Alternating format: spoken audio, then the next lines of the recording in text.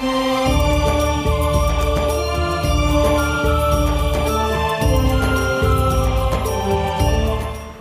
परमात्मा ने कहा था कि जैसे अपना ज्ञान दे करके आप यहाँ से ले जाना, जैसे वेदों में प्रमाण है, आपको बहुत बार दिखाया है, समय आने पर दिखाएंगे आज भी, कि वो परमात्मा सतलोक से गति करके आता है।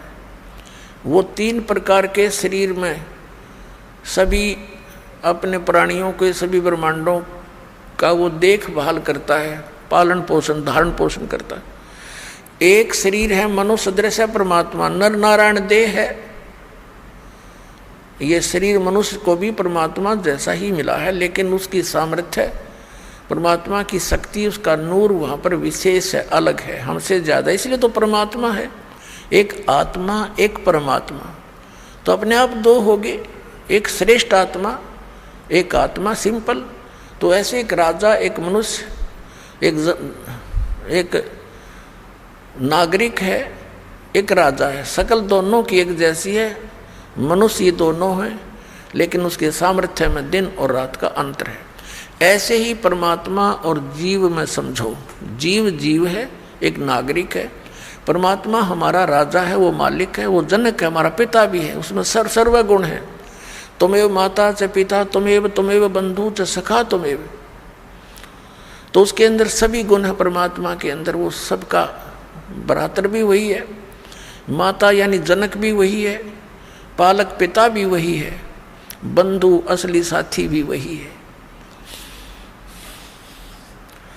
और मित्र भी वही है, बंधु यानी भाईचारा वही है। तो उन्होंने, उस परमात्मा ने हमें ये ज्ञान दिया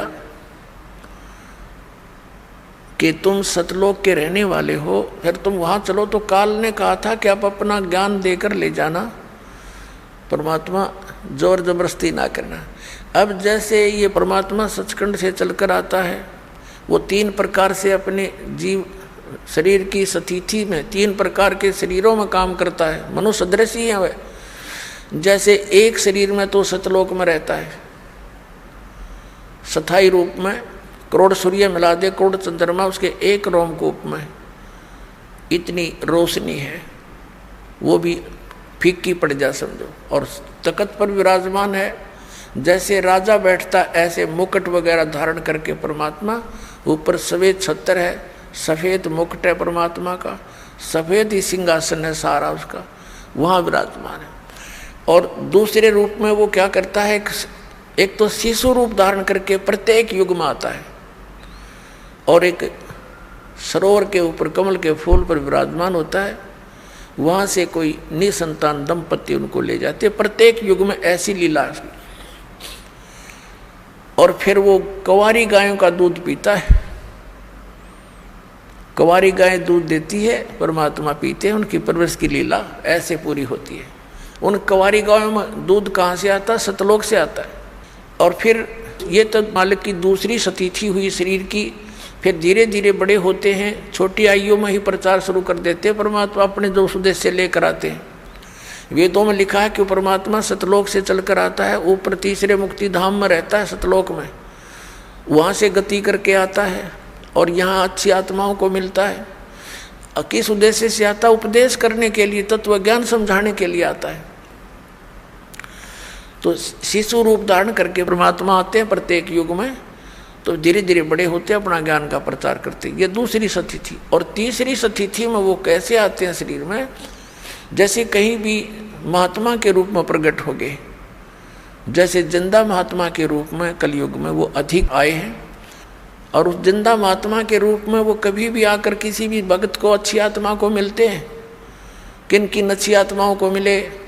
आदरणीय धर्मदास साहिब जी, आदरणीय मलुकदास साहिब जी, आदरणीय नानक साहिब जी, आदरणीय दादू साहिब जी, आदरणीय गरीबदास साहिब जी गांव छुड़ानी जिला दद्दर हरियाणा वाले, आदरणीय घीसा दास साहिब जी गांव खेखड़ा और जिला मेरठ उत्तर प्रदेश वाले, इनको मिले जिंदा महात्मा के रूप में आकर के। और उनको सतलोक लेकर गए सचखंड, और वहां जाकर के उनको फिर वापस छोड़ा, क्योंकि वो दृढ़ भक्त थे। वो दृढ़ भक्तों को मिलते हैं, अच्छी आत्माओं को मिलते हैं, ताकि उसके मिशन में सहयोग दे सके। तो वो स्टेनलेस स्टील थे, जो उनको कह दिया दाता ने वो फाइनल, उनके लिए सारा संसार एक तरफ, वो महापुरुष एक तरफ थे। जैसे आपने जन्म साखी भाई बालावाड़ी में देखा, परमात्मा के उस यथार्थ मंत्र का स्वयं जाप कर रहे थे नानक साहिब जी, और जब उनकी देखा देखी उनके शिष्य मर्दाना ने भी वो जाप शुरू किया, तो उसको ऐसा झटका दिया कि वो मर गया होता, डूब गया होता समुद्र में। एक बस ऐसी घबरा गया मर्दाना। तब उसको कहा कि तू नकल ना कर, मेरी करनी ना देख, मैं जो बोलता हूँ गुरु की आज्ञा का पालन कर। तो वो दृढ़ भगत थे, किसी विशेष समाज सिख समाज को सतनाम नहीं बताया उन्होंने। समाज अपने स्थान पर, भगवान अपने स्थान पर। तो वो भगवान के बच्चे थे, वो दृढ़ व्यक्ति थे, दृढ़ भगत थे, श्रेष्ठ आत्माएं थी। उनका उद्देश्य ये नहीं था कि भी मैं इसके ना बताने से कोई हानि समाज को होगी, नहीं, वो तो जैसी थी उसी चल ही रही थी। अब उससे घनी हानि हो जाती, चाहे वो डिक्लेयर कर जाते। आज ये सारे नकली पंथ, ये सतलोक की महिमा गाने वाले काल के द्वारा चलाए गए सारे नकली पंथ, अब गुरु ग्रंथ साहब से पढ़कर यही नाम देते रहते। ऐसा झटका दे दिया कि डर गए सारे, पूरा सिख समाज के खबरदार देश नाम का जाप किया। मर्दाना ने किया था, मर गया होता, और गुरु जी का आदेश है, उसकी आज्ञा की अवहेलना हो जाएगी। ऐसा भय पैदा कर गए।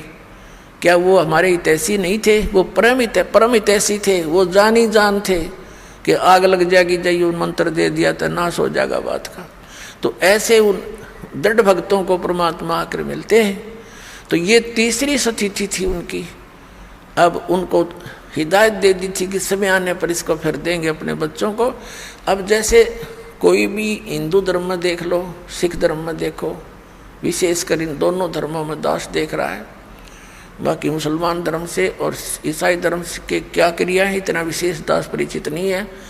इतना अवश्य है कि वो मुसलमान धर्म के लोग भी बलि चढ़ाते हैं, कुछ हिंदू समाज के भी चढ़ाते हैं। ये गलतियां हैं दोनों की। लेकिन यहाँ दास देख रहा है कि यहाँ विशेष धर्म की व्यवस्था है। जैसे सिख समाज के अंदर वाणी का पाठ और वहाँ उनका लंगर चलता है। धर्म की ये धर्म यज्ञ कहलाती है। ये दो धर्म यज्ञ करते थे बस। ये एक तो ये धर्म दो यज्ञ करते थे, एक धर्म यज्ञ और एक ज्ञान यज्ञ, वाणी का पाठ। तो इनसे क्या होता है, मोक्ष नहीं हो सकता संग जन्म भी इन क्रियाओं से, लेकिन मनुष्य के शरीर की संख्या बढ़ जाती है।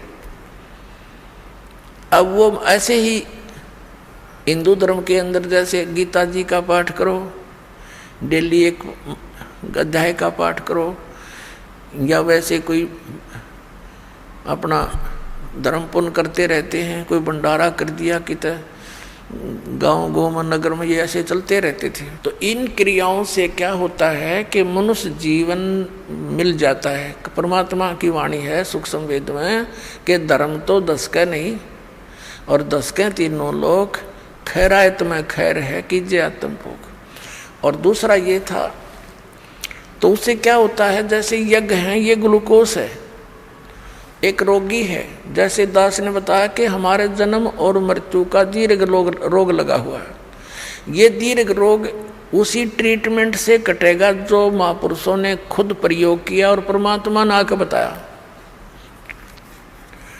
और अब इस दास को इस मार्ग का मास्टर बना दिया, डॉक्टर बना दिया, सर्जन बना दिया। अब दास के पास वो मार्ग है, वो सारी व्यवस्था है।